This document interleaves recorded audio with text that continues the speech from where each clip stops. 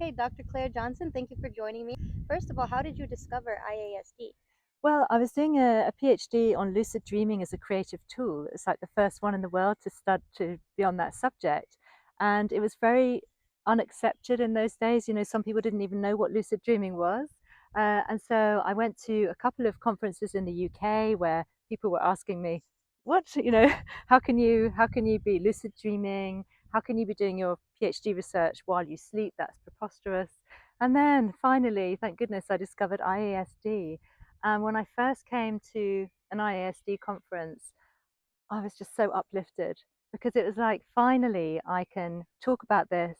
I can talk about what dreaming really means to me with this amazingly open-minded group of people. And yeah, it's just so magical to be able to have that. So as soon as I discovered my first conference, I was just hooked for life. Yeah, I had the similar feeling. It was just life changing to be around so many dreamers. Yeah, Yeah, yeah, that's exactly. great. And today's the last day of the 2024 conference. What have been your favorite parts? Well, there's always such an amazing program. There are so many fabulous experiential workshops, and there are also clinical symposiums and so much. But some of my favorite parts are the conversations, and meeting new dreamers, first time IASD attendees, and hearing their stories and how they discovered IASD, and also connecting with really old, amazing dream friends, and just it's just like hanging out with your best friends, it's lovely. Yes, it is. Have Yeah. you learned anything new about dreams while you've been here? I always learn something new. I think I'm always ready to learn something new. And I think with every new dream that I hear or every new dream process that we unwrap in a workshop, something new emerges. Yeah. Wonderful. And can you briefly tell me what you presented on this year? Yeah, I presented on initiation dreams with Dr. Kimberly Mascaro, and we shared some of our deepest dreams, lucid dreams, and just explained how dreams can become like a guiding light on our path through life.